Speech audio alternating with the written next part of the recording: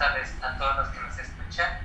Bien, vamos a siguiendo, continuando con los festejos del Día Mundial de la Filosofía. El día de hoy vamos a tener una mesa magisterial titulada Fronteras de la Filosofía, pensar a imagen de las instituciones. Una bonita reflexión, ya que consideremos que la filosofía es una de las ramas importantes de las ciencias sociales y de las humanidades, algo que debe considerarse para pensar. Ahora que en estos nuevos siglo XXI se están peleando, pues ya casi nadie quiere pensar. Tenemos a cargo de esta mesa magistral a Stephanie Minolo, el cual nos dará esta pequeña charla sobre fronteras de la filosofía, pensar a imagen de las instituciones. Lo dejamos con esta bella mesa magistral. Buenas tardes. Primero quisiera agradecer al Ateneo Nacional de la Juventud de México por esta invitación y por esta oportunidad de hablar de filosofía, pero también de hablar de filosofía de manera un poquito diferente, ya que, tal como señalaron, voy a presentarles una pequeña reflexión sobre el concepto de frontera o el concepto de margen, tal como juega en la filosofía. El problema de las fronteras o de los márgenes constituye uno de los retos más importantes para toda la filosofía. Y este juega a dos niveles diferentes que se deben articular, puesto que la misma polifonía de la expresión fronteras de la filosofía remite tanto a fronteras, de la filosofía, como a fronteras de la filosofía. Por un lado, el problema de las fronteras se manifiesta de manera interna a la filosofía. Más que un simple objeto de la filosofía, la frontera es el instrumento de la filosofía, dado que el amor a la sabiduría opera mediante recortes que permiten crear conceptos al delimitarlos, al diferenciar lo que les es interior de lo que les es exterior. Desde su mismo surgimiento griego, la filosofía se ha constituido en parte como un ejercicio que intentó fundamentar la vida buena a raíz de fronteras precisas y estables que posibilitan el despliegue de un pensamiento coherente.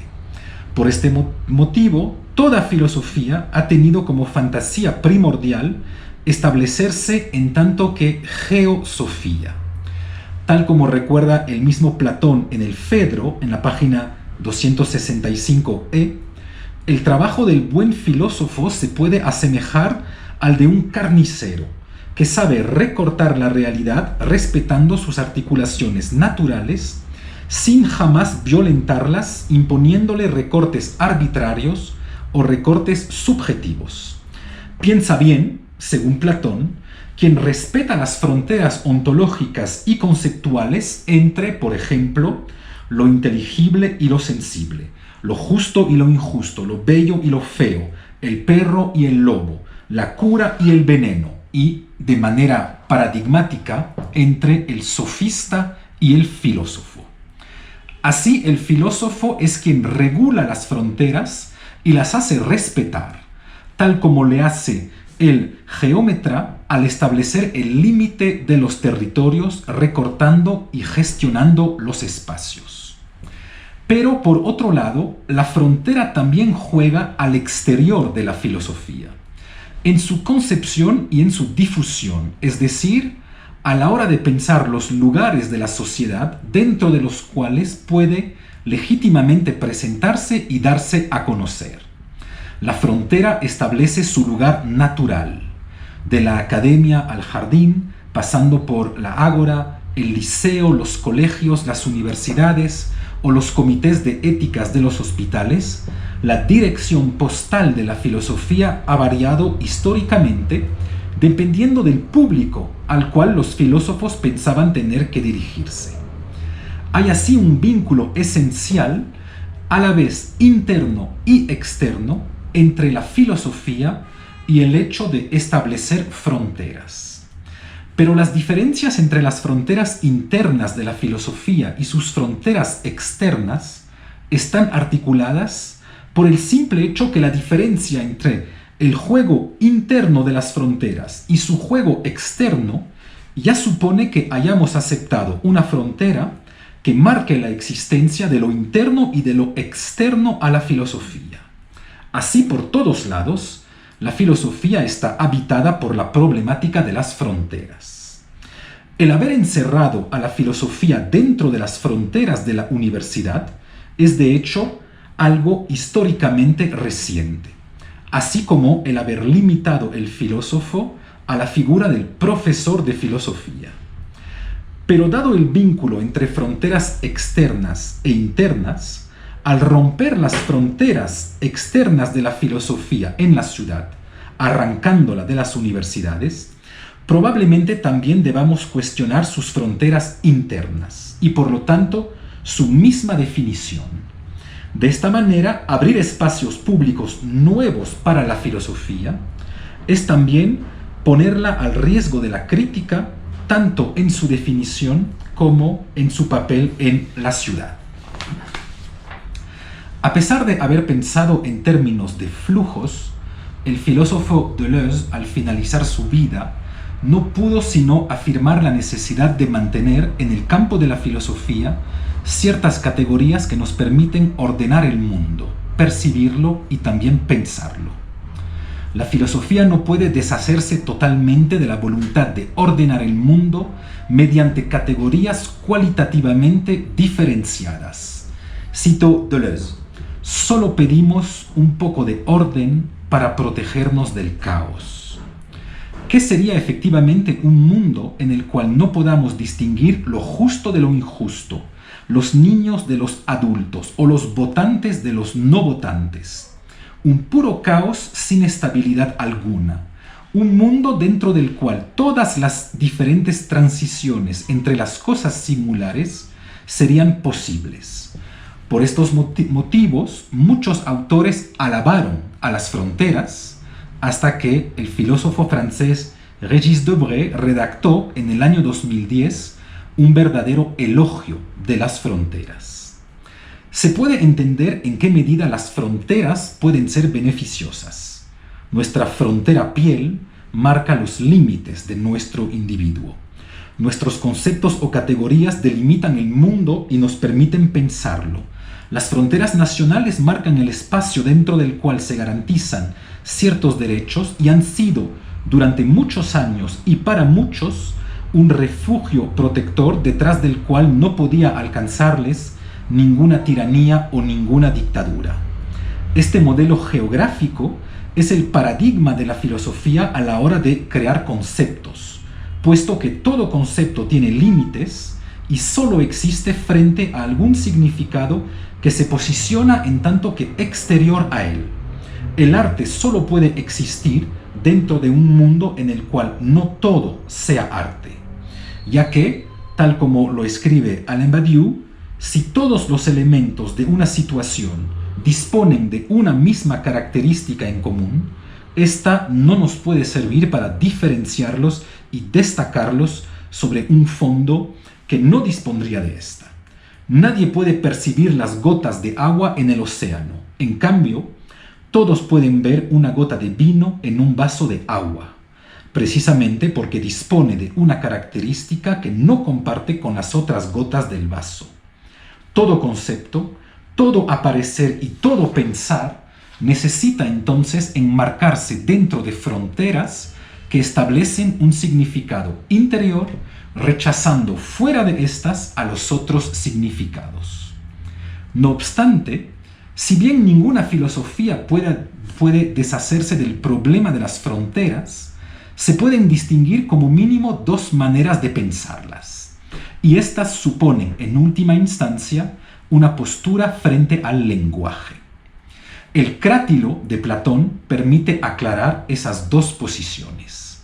En este diálogo, por un lado, Crátilo defiende la existencia de un vínculo natural entre las palabras y las cosas que significan. Hermógenes, por su lado, argumenta a favor de una relación de significación artificial, convencional. Ahora bien, quien piensa que las palabras deben reflejar recortes objetivos que se encuentran a priori en el mundo, piensa necesariamente que existen fronteras ontológicas, que existe algo, por ejemplo, como el día y la noche, con determinaciones precisas, que existen hombres y que existen mujeres, o que existen ontológicamente niños y ontológicamente adolescentes. Al contrario, quien tiene una concepción convencionalista de la relación de significación asume que es el mismo lenguaje que recorta de manera totalmente artificial y humana las cosas del mundo. Afirmará, por ejemplo, que nadie puede establecer una frontera objetiva entre el día y la noche, y que por lo tanto cada cultura o cada civilización debe determinar mediante su lenguaje a partir de qué hora o a partir de qué nivel de luminosidad se entra en el día y se sale de la noche. Como paradigma de ambas posiciones, fronteras ontológicas de un lado, fronteras lingüísticas del otro lado, encontramos a Platón y a Spinoza. Platón efectivamente mantiene que hay fronteras objetivas entre las cosas del mundo y que las fronteras ontológicas preceden las rupturas ontológicas que no hacen más que reflejarlas. Spinoza afirma al contrario que toda cosa singular proviene de una decisión o de un punto de vista que constituye una situación individualizando ciertas multiplicidades mediante el uso de fronteras. En algunas situaciones, por ejemplo, es oportuno considerar a nuestra mano en tanto que unidad. En otro caso, será oportuno considerar a nuestra mano como una multiplicidad de entidades más pequeñas. Hay así, en filosofía, un debate milenario entre quienes piensan que hay fronteras objetivas y reales y quienes creen, al contrario, que las fronteras responden a necesidades prácticas y a situaciones diferentes. Lo interesante es que este debate impacta también sobre la concepción de las fronteras externas de la filosofía. El pensar que existen fronteras objetivas determina en gran medida el tipo de filosofía que se puede pensar. Primero, si existen fronteras objetivas, es normal que haya una frontera que establezca una diferencia entre la filosofía oficial y otras filosofías más marginalizadas.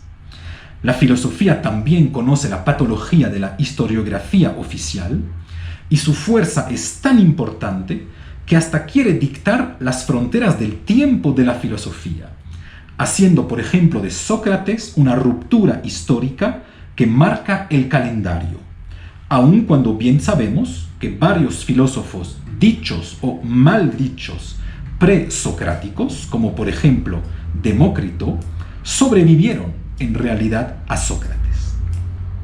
Segundo, las fronteras de la filosofía oficial han, en gran medida, parasitado el papel original de esta. Cuando la filosofía griega no se puede separar de la vida filosófica o de la vida en tanto que reflejo de cierta filosofía, ¿qué puede ser una vida hegeliana o una vida husserliana? No es obvio que los filósofos más canónicos de la academia nos ayuden hoy a vivir. En cambio, todos entendemos lo que sería vivir en tanto que espinociano, en tanto que estoico o en tanto que existencialista. Filósofos universitarios contra vidas filosóficas, lo que se refleja en la figura sorprendente del profesor de filosofía, que es filósofo 40 horas a la semana, 35 en Francia como mucho. En fin, estos márgenes oficiales también delimitan la pertenencia de los autores al canon filosófico. Es de recordar, por ejemplo, que Derrida nunca pudo obtener en Francia el estatuto prestigioso de profesor de las universidades. No olvidemos tampoco que se cuestionó el carácter plenamente filosófico de personas como Blanchot, Albert Camus o en otros tiempos de Diderot o de Montaigne. Así, la concepción que un filósofo desarrolla de las fronteras, de su carácter objetivo o de su carácter construido, determinable y por lo tanto indecidible, determina no solo un sistema filosófico, sino además una multiplicidad de conceptos que construyen el mundo dentro del cual éste piensa. La misma definición que propone de la filosofía, los autores que van a estar dentro del corpus filosófico o los que van a permanecer fuera de su frontera, así como el lugar que debe ocupar la filosofía en la ciudad y en qué instituciones su presencia es legítima o es deseable. Pero podemos imaginar otro tipo de filosofía, que al modificar el uso interno de las fronteras, nos permita pensar la necesidad de romper también con las fronteras externas que la encerraron dentro del marco universitario. Esto supone asumir dos paradojas diferentes. Por un lado, se debe mostrar que toda frontera es en realidad indecidible. Por otro lado, es necesario proponer una teoría paradójica de la esencia externa o de la interioridad externa. Es en Derrida que mejor podemos encontrar esta deconstrucción de las fronteras y paradojas tales como la interioridad externa o la exterioridad interna, es decir, una filosofía totalmente escrita a la luz del concepto de parásito o de trasplante. Todos los conceptos fundamentales de Derrida tienen como objetivo el violentar la vieja fantasía filosófica de encontrar en el mundo fronteras objetivas y estables. De ahí que su filosofía desestabilice no solo a ciertas filosofías académicas dominantes, sino además al mismo proyecto de la filosofía, tal como se ha definido desde su surgimiento griego. El primer ejemplo que podemos tomar para marcar el carácter indecidible de las fronteras y el papel paradójico que juegan en el campo de la determinación de las esencias es un ejemplo estético. En un libro titulado La verdad en pintura, Derrida cuestiona el problema del marco en estética y la dificultad aparece en la primera frase del texto. Cito Derrida: atendiéndome a este marco, a este límite, digamos que escribo aquí en última instancia 4 veces en torno a la pintura. El problema consiste en saber si el marco es interno o si es más bien externo a la obra de arte, y por lo tanto, si la frontera que establece todo marco determina el ser artístico de la obra. Por un lado, explica Derrida, el marco es exterior a la obra, en este sentido que, si modificamos el marco de la Mona Lisa, esta obra no deja de ser la Mona Lisa y no deja de darnos su efecto estético. Pero, por otro lado, una aspiradora es un objeto técnico en nuestras casas, un objeto que dispone de cierta utilidad y de cierta finalidad. No obstante, basta que lo desplacemos en un museo, por ejemplo en el MoMA, para que éste adquiera el estatuto de obra de arte. Ahora bien, ¿qué es lo que ha cambiado para que la aspiradora pase de ser un objeto técnico a ser una obra de arte? Pues simplemente se ha modificado su marco. Al enmarcarlo dentro de un museo, se ha convertido en una obra de arte. En este ejemplo, no solo el marco ya no es exterior a la obra, sino además es este que hace la obra de arte. Por lo que bien se podría defender que la esencia de la obra de arte, es decir, lo que hace que un objeto sea considerado en tanto que obra de arte, no se encuentra al interior del objeto, por ejemplo, en la aspiradora, sino totalmente fuera de la obra, en las paredes del museo que la enmarcan. Se entiende aquí la violencia que representa la filosofía de Derrida, pero a la vez su carácter plenamente racional.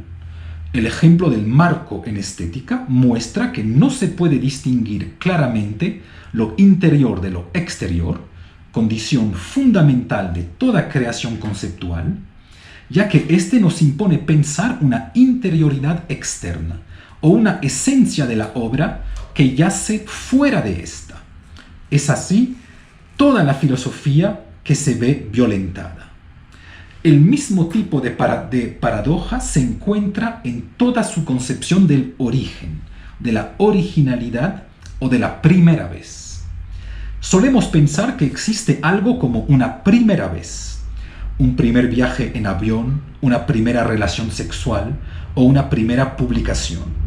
De hecho, todas las filosofías o las teologías que piensan según el concepto de creación, tales como las de Deleuze o las de Santo Tomás, están sometidas a cierta concepción de la primera vez, del origen y de lo original.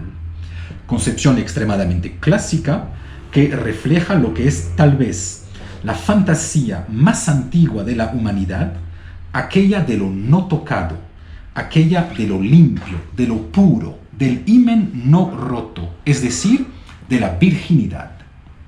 No obstante, apenas intentamos analizar estas primeras veces, notamos que se desdoblan o que no son nada más que una especie de repetición, tal como si la figura del origen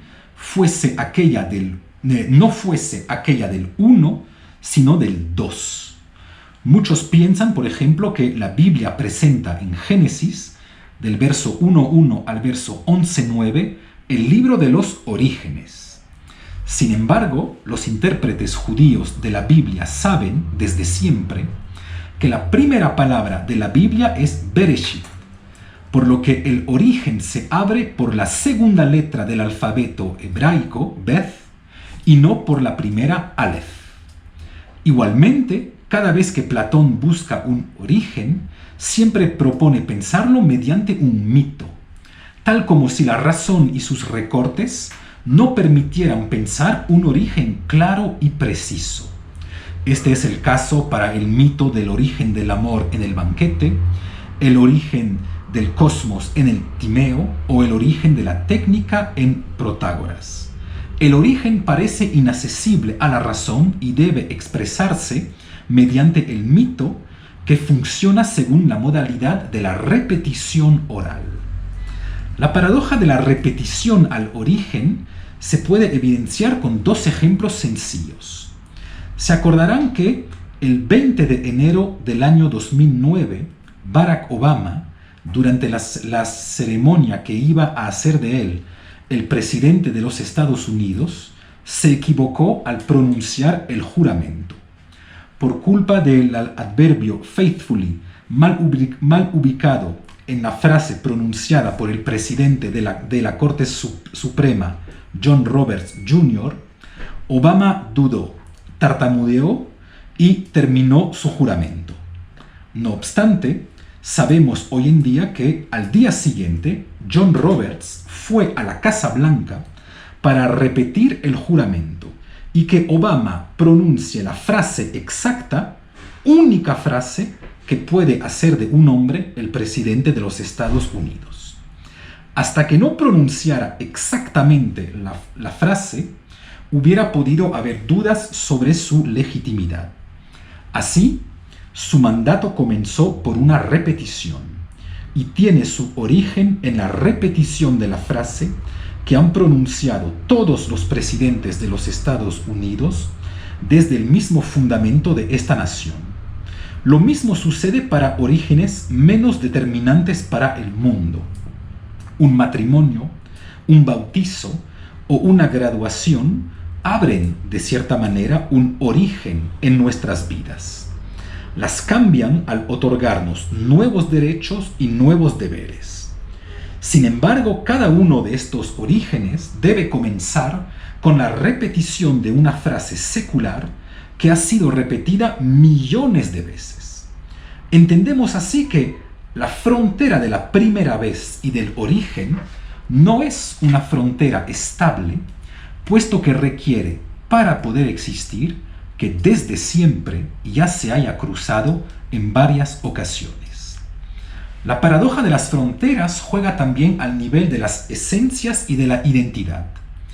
Muchos piensan poder distinguir lo que les es íntimo o eventualmente propio de lo que les es extranjero o ajeno. Este es el caso del discurso decolonial que vive en la fantasía de poder regresar a algo que sería propio, en oposición a lo que hubiera sido importado por colonizadores. Habría así una identidad propia que se distingue de una identidad importada. Derrida denunció la ilusión de esta frontera, no solo porque toda cultura tiene por esencia una estructura colonial, sino además porque nuestra identidad, o lo que nos es más propio, es paradójicamente lo que se encuentra fuera de nosotros. Se podría pensar, por ejemplo, que el idioma es lo que marca nuestra identidad. No obstante, por definición, el idioma debe ser recibido del exterior, la famosa lengua materna, y nos es dado o regalado por alguna cultura o por alguna persona. De tal manera que, tal como Derrida, podríamos decir, no tengo más que una lengua, no es la mía.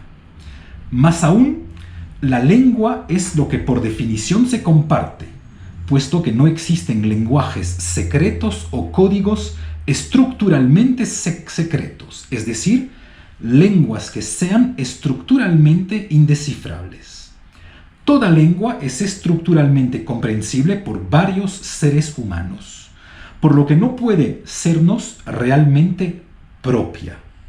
En fin, nuestro nombre propio, que nos designa supuestamente en propio, que nos identifica en propio, es precisamente aquel que no puede sernos propio, puesto que, al transmitirse por herencia, debe ser compartido como mínimo con una persona cuya existencia nos precede, tal como si nuestro origen nos precediera. Lo indecidible de las fronteras en cuanto a la identidad se evidencia finalmente en la casi imposibilidad de distinguir, tal como quisiera Platón, un original de una copia. Tomemos un cuadro de Picasso, Guernica, por ejemplo. ¿Cómo saber si es original o si es una copia? Se podría pensar que su carácter original yace en la autenticidad de la firma. Pero ¿qué se entiende por originalidad en este caso? Imaginemos que, mediante una impresora en 3 dimensiones, se pueda reproducir cada pigmento de la obra. No habría ninguna diferencia objetual o sustancial entre el original y la copia. No obstante, se podría defender que permanece un original identificable por quien hizo la firma, por la mano que firmó el lienzo. Esta opción sería asumible, pero se debería entonces decir que la originalidad del cuadro y por lo tanto su identidad está fuera de él, en la mano del pintor y en ningún caso sobre el lienzo. Una vez más, la identidad está fuera de nosotros, tal como está fuera del cuadro, y es necesario pensar cierto tipo de esencialidad externa. ¿Es posible entonces pensar una filosofía que violente las fronteras desde el interior? Basta con ver, gracias a Derrida, que lo interior y lo exterior son difícilmente determinables y que cuando se quiere pensar algo esencial, propio o íntimo, es paradójicamente por fuera que se debe buscar.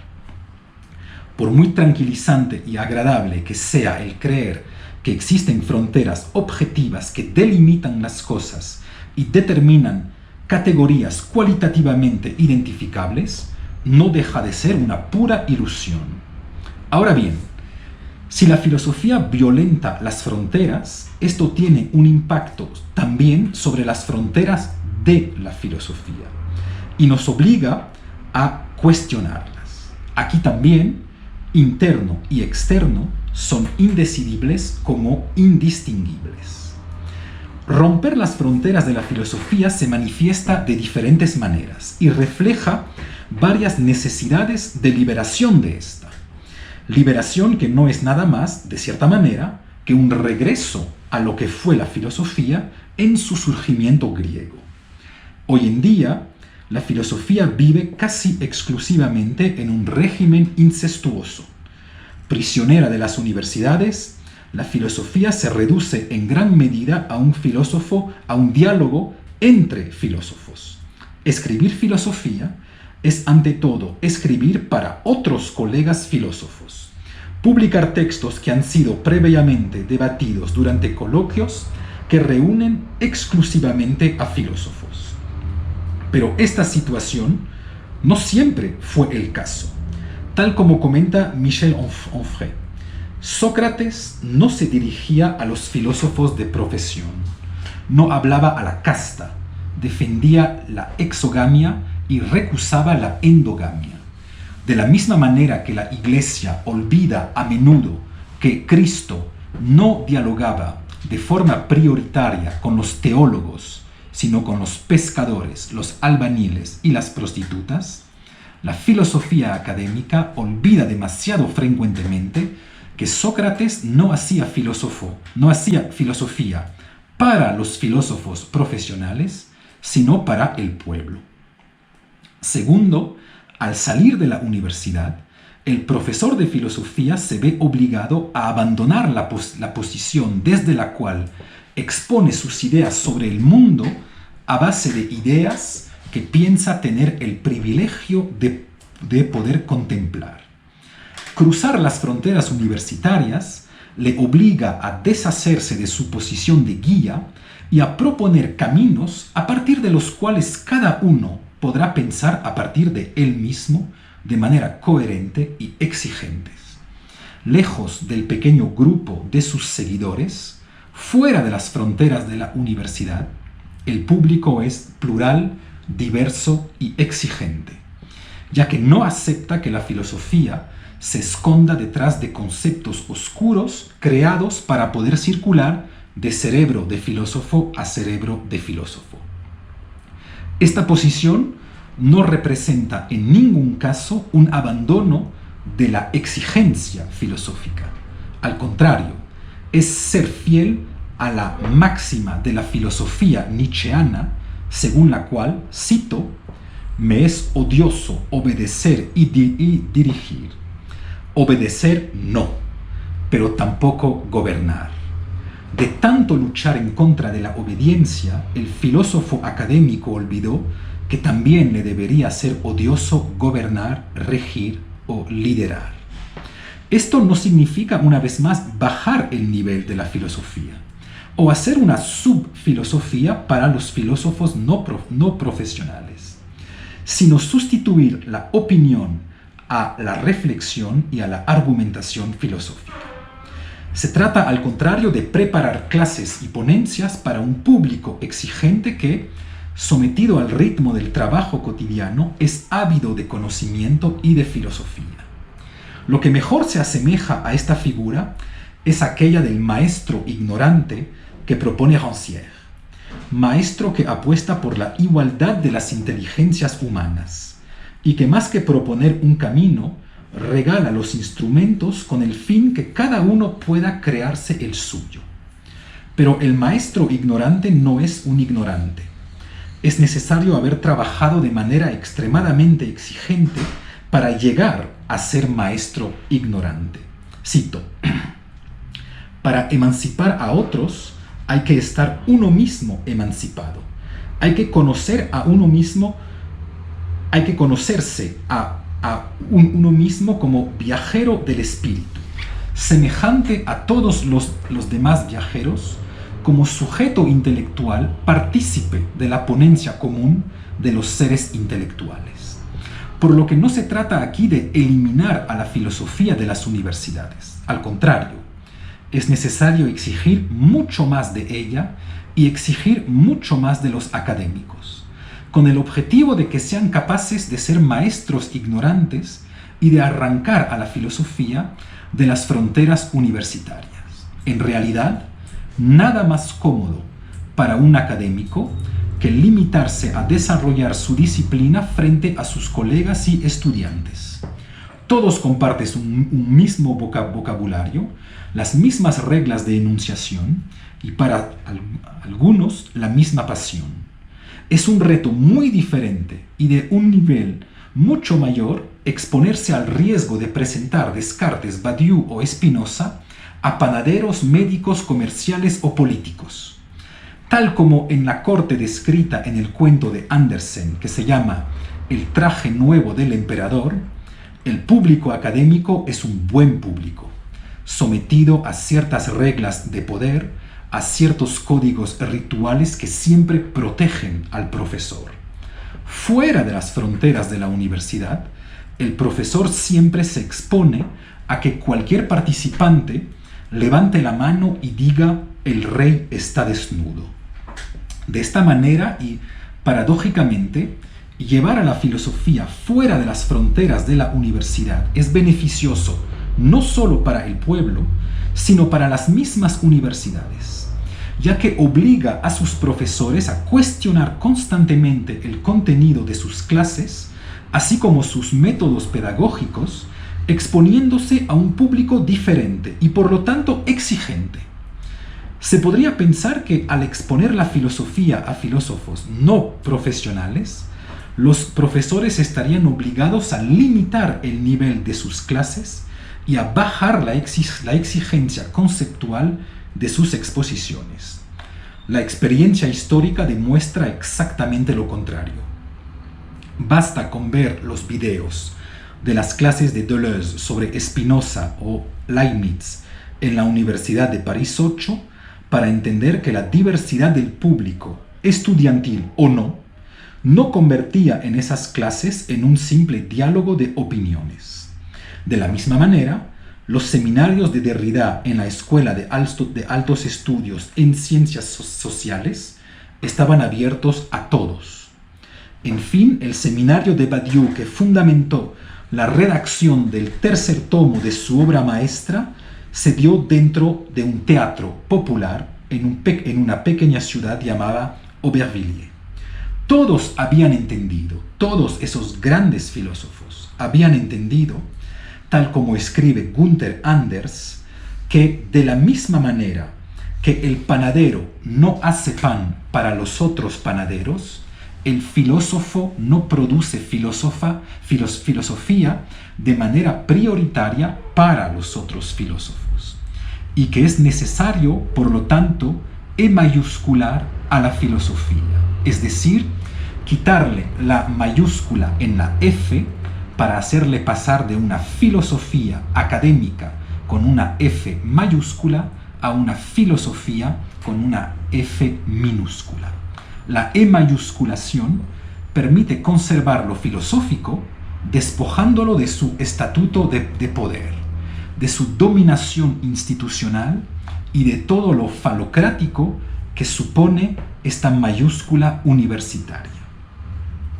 Para concluir, todos los problemas que enfrenta hoy en día el mundo parecen poder describirse con el concepto de crisis. Crisis de la educación, crisis de la autoridad, crisis ambiental, crisis financiera, crisis migratoria. Todo lo que se nos presenta lo hace bajo la modalidad de la crisis. Hay quienes piensan también que la filosofía está sometida a una crisis y que las dificultades por las cuales pasan algunos departamentos de filosofía en las universidades se pueden asemejar a una verdadera crisis de la filosofía. Pero es posible, al contrario, pensar que el problema que atraviesa la filosofía académica es el no saber entrar en crisis. Dos razones permiten dudar que la filosofía esté en crisis. Primero, es falso que los departamentos de filosofía están en crisis a nivel mundial.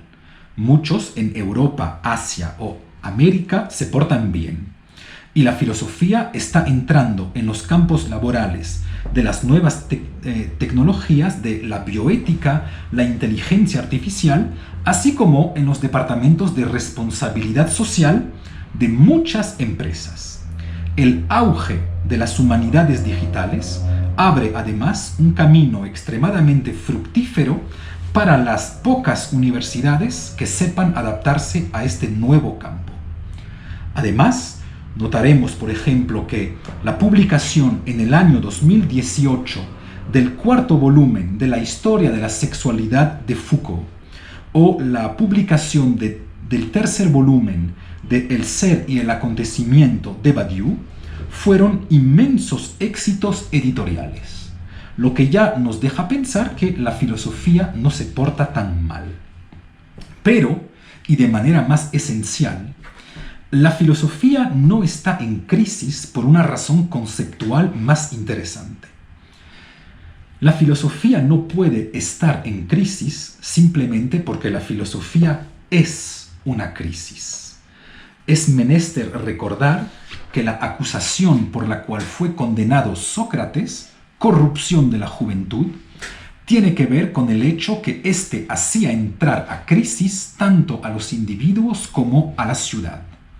La filosofía como crisis también se manifiesta al comienzo de la segunda de las meditaciones de Descartes, cuando el mismo Descartes se compara con un individuo perdiendo pies y ahogándose.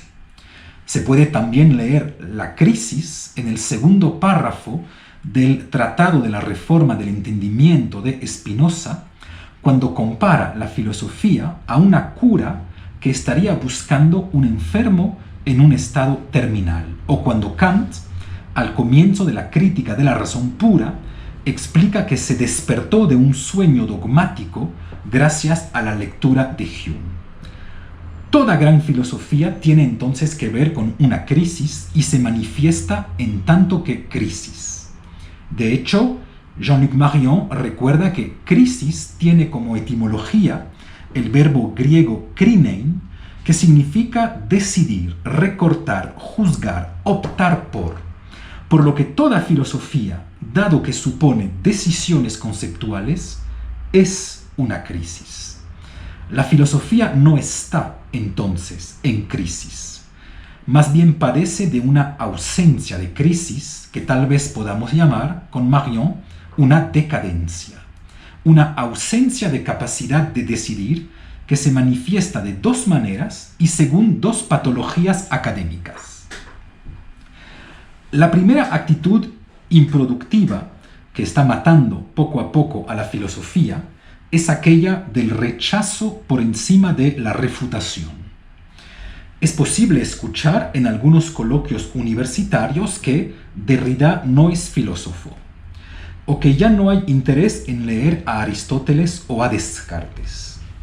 Las personas que pronuncian estas opiniones olvidaron las lecciones del Gorgias de Platón, lección según la cual, por mucho que la risa sea contagiosa, no constituye un método de refutación. Una cosa es reír de Derrida, otra poder refutarlo. Para salir de este primer tipo de decadencia es necesario que las mismas universidades tomen decisión, krinein, para exigir que el debate se desplace dentro de publicaciones internacionales para que las posiciones se sometan a la argumentación y a una eventual refutación. La segunda patología que padece la filosofía actualmente es la de la cristalización de la filosofía. Quien piensa que un autor tiene razón en todo y le sirve de único guía para pensar, anula el trabajo filosófico. Bourdieu, por ejemplo, siempre quiso que se le critique para hacer avanzar a sus ideas, por lo que contentarse con repetirlas es no entender su mismo gesto.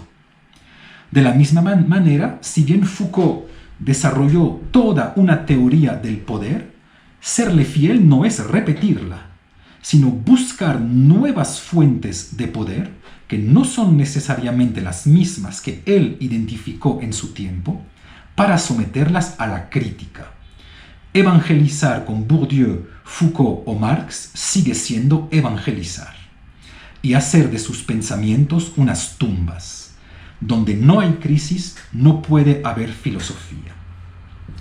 Para la filosofía, entonces, nada es más urgente que una crisis para salir de la decadencia. Y esto pasará de manera necesaria por una crisis de sus fronteras.